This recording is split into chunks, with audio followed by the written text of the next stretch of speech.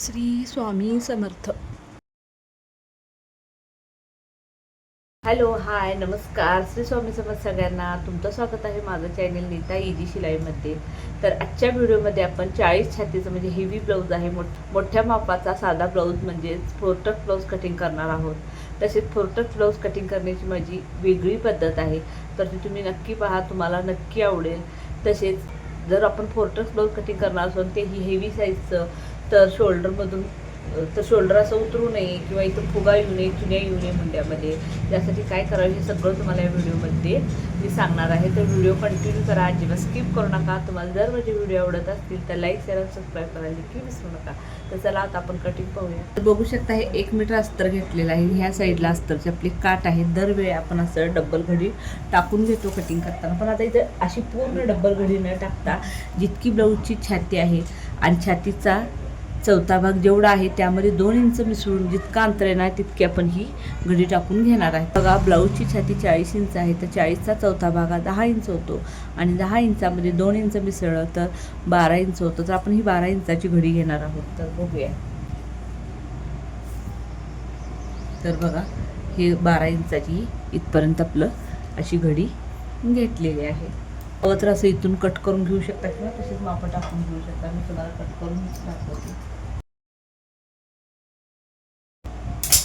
आणि हा जो भाग आहे यामध्ये आपण बाहीचं कटिंग करणार आहोत. तर हा साईडला ठेवून देते. तर आता बघा या साईडला आपल्या ब्लाऊज पीसाचे काट आलेले आहेत आणि इकडं आहे सुटे पदर. इथून आपल्याला घ्यायची आहे ब्लाऊजची उंची. ब्लाऊजची उंची बघा आपली आहे 15 इंच. त्यामध्ये मार्जिनसाठी 1 इंच मिसळा तर झालं हे 16 इंच. तर 16 इंचावर पॉईंट दिला. तर ही लाईन अशी आखून घेऊया. आणि बघा, ही जी उंचीची लाईन आपल्या तिथून आपल्याला अशी घडी टाकून घ्यायची आहे. घडी टाकल्यानंतर हा पाठीचा भाग आपला इकडे खालच्या साईडला गेलेला आहे. तर हा आहे 16 इंचाचा. बघा, 16 इंच आपल्या पाठीचा भाग आहे. तर आता हा आहे आपला पुढील भाग. तर यामध्ये बघा, तर इथे देखील आपल्याला ब्लाऊजची उंची बघा 15 इंच आणि त्यामध्ये मार्जिनसाठी आपण 1 इंच म्हणजे 16 इंच घेतलं होतं. तर इथं काय करायचं, आपल्याला आणखीन 1 इंच एक्स्ट्रा घ्यायचं आहे. म्हणजे पाठीच्या भागामध्ये आपण 1 इंच एक्स्ट्रा घेतलं तर पुढील भागामध्ये आपल्याला 2 इंच एक्स्ट्रा घ्यायचं. म्हणजे एकूण आपलं 17 इंच आपल्याला घ्यायचं. तर हे इतकंच आहे, त्यामुळे इथं काही आपल्याला कट वगैरे करायची आवश्यकता नाही, कारण बरोबर हे 17 इंच आहे. मागील भागापेक्षा बघू शकता 1 इंच हे एक्स्ट्रा आहे. तर आता ह्यावरती बघा आपण ब्लाऊजची मापे टाकून, तर हे एकूणही असे हे चोबल घडी झालेली आहे. तर इकडे बघा ही डबल घडी अशा 2 आहे. ब्लाऊजचं शोल्डर बघा 5.5 इंच आहे. तर 5.5 इंचावर एक असा पॉईंट दिला आणि मुंडा बघा मी अर्धा इंच जास्त म्हणजे एकूण 6 इंच घेणार आहे.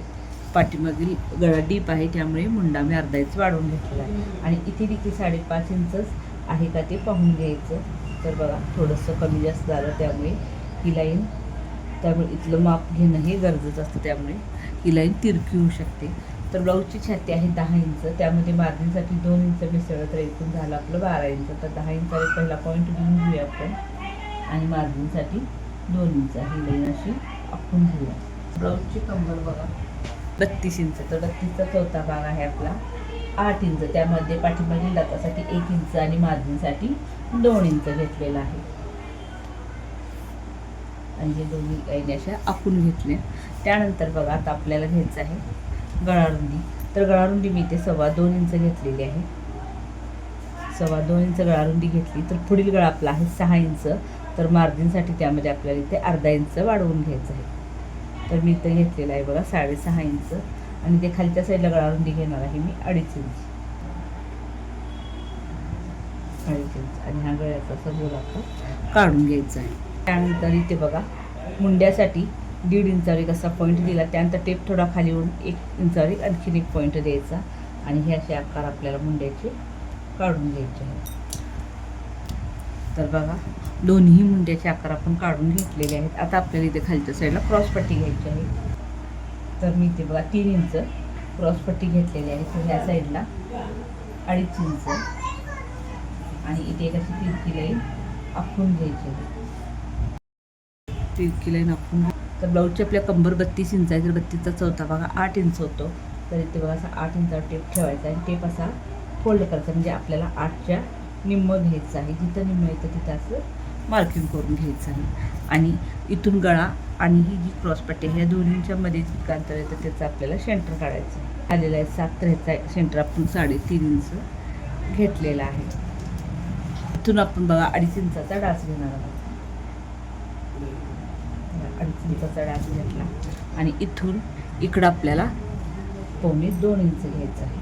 1.25 इंचावर असा पॉईंट दिला आणि या पॉईंट पण ती लाईन अशी आखून घेतली आणि इथून इकडं देखील आपल्याला 1.25 इंचावर असा एक पॉईंट द्यायचा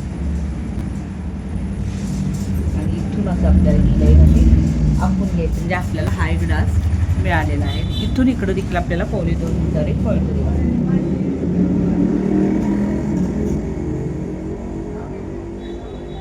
आपले हे चारही डास आपले तयार झालेले आहे. तर ब्लाऊजचं मार्किंग करून झालेलं आहे. तर कटिंग कसं करायचं आहे बघा.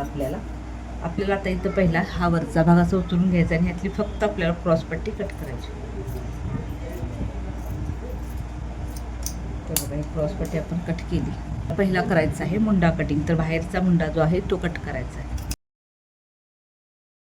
मुंड्याचं कटिंग झालं तर इथे बघा आपल्याला अगदी थोडंसं कट करून घ्यायचं आहे. पूर्ण नाही, थोडंसं घ्यायचं आणि त्यानंतर शोल्डरला असं कट्स मारून घ्यायचं आहे.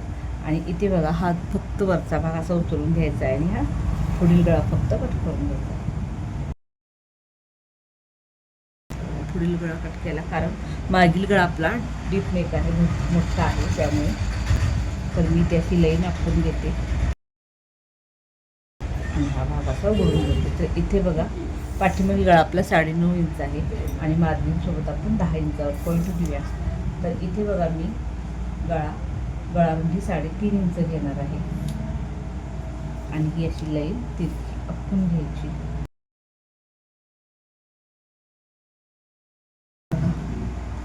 आता आणखीन एक काम राहिलेलं आहे. पाठीमागील देखील गळा आपण कट करून घेतलेला आहे. तर आता जो पुढील भाग आहे याचा आपल्याला मुंडा हा कट करायचा आहे, कारण तो मुंडा आपला पाठीमाग भागाचा होता.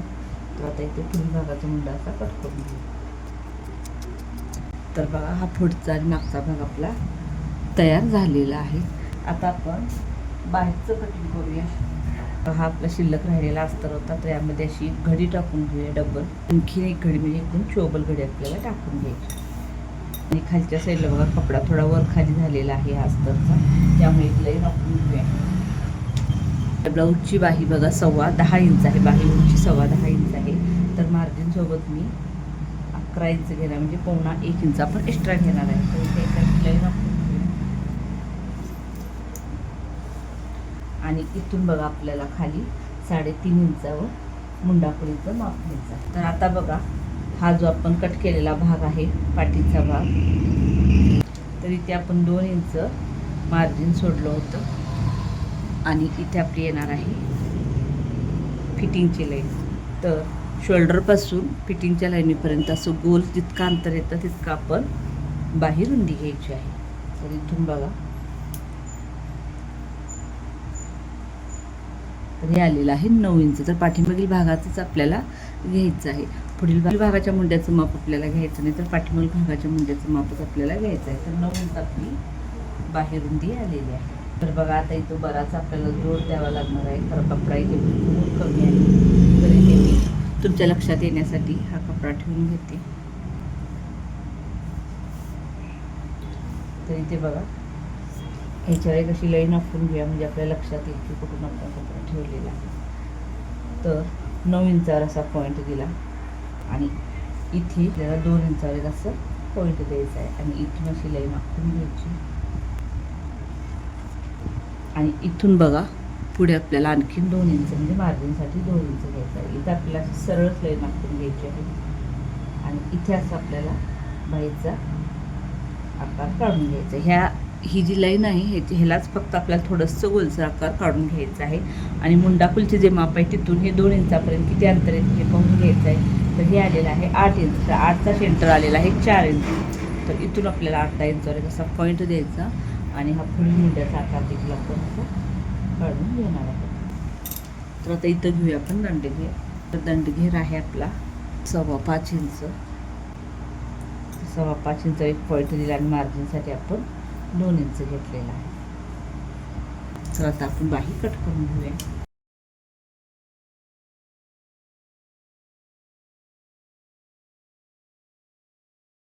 आता बघा बाही आपल्याला अशी उघडून घ्यायची आहे आणि मग बाहीचा पुढील भागाचा आकार आपल्याला कट करायचा आणि किती देखील कातरनं असं कट मारायचं. तर आता आपलं हे कटिंग झालेलं आहे आणि ह्या पद्धतीचे आपण हे जोड तयार करणार. इथून आपल्याला फक्त हे अर्धा इंच लागणार आहे मार्जिनमध्ये जाण्यासाठी. तर हा असा आपण इथे जोड देणार आहोत. तर आता आपण साडीच्या कपड्यावरती कसं ठेवून कटिंग करायचं तर बघूया. तर आता सगळ्यात पहिलं आपल्याला बाहीचं कटिंग करून घ्यायचं आहे.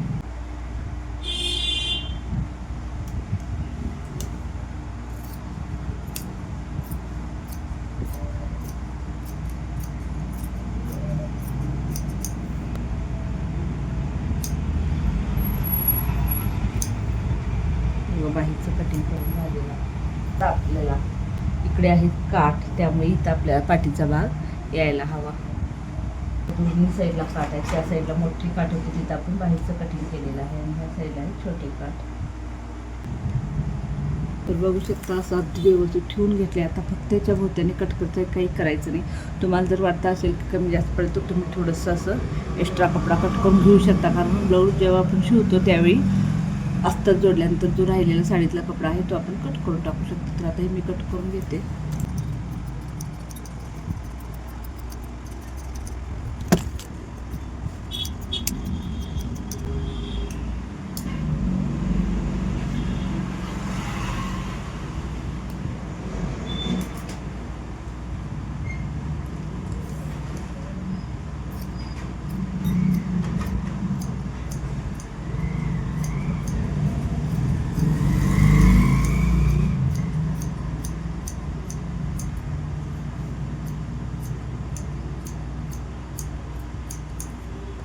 आता इथे बघा शेंटरला असं साडीतल्या कपड्याला देखील कस मारून घ्यायचं. झाला बघा आपला पुढीलचा आणि मागचा एकदम भाग कटिंग. तर आता आपली झालेली आहे फक्त क्रॉसपट्टी. तर इथं क्रॉसपट्टी आपण कट करून घेऊ.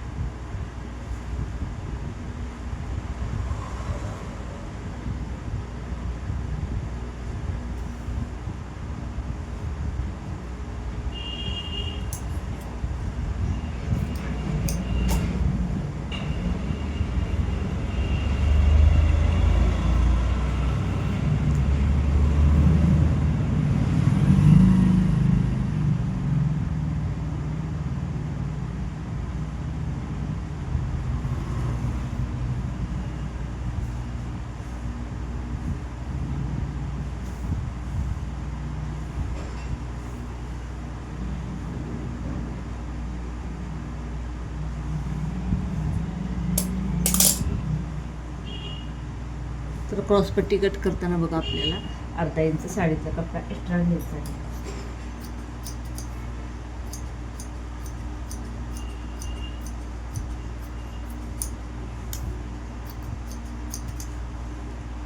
तर बघा ह्या साईडला अर्धा इंच साडीचा कपडा आपल्याला एक्स्ट्रा ठेवायचा.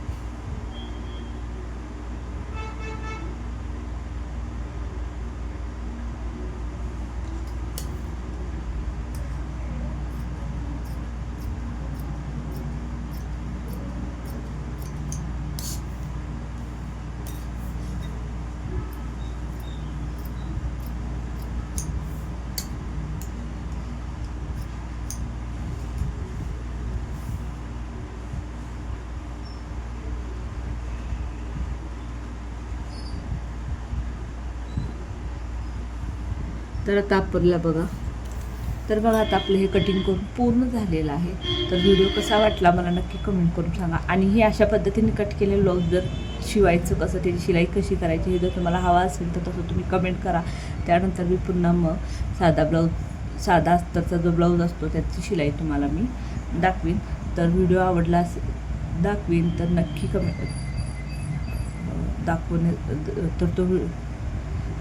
तर हे आपलं आता कटिंग करून पूर्ण झालेलं आहे. आणि तुम्हाला जर याची शिलाई कशी करायची अशा पद्धतीच्या कटिंगच्या ब्लाऊजची तर अशा पद्धतीने जर ब्लाऊज कटिंग केला असेल तर त्याची शिलाई कशी करायची हे जर तुम्हाला हवं असेल तर तसं मला नक्की कमेंट करा. खूप कमी वेळ लागतो हे ब्लाऊज शिवण्यासाठी. तर ह्या पद्धतीने कटिंग केलं तर कटिंगला देखील वेळ कमी लागतो आणि शिलाईला देखील वेळ खूप कमी लागतो. तर नक्की मला कमेंट करा तुम्हाला हवा असेल हा व्हिडिओ तर. आणि हा व्हिडिओ पूर्ण पाहिल्याबद्दल तुमच्या मनापासून धन्यवाद. थँक्यू.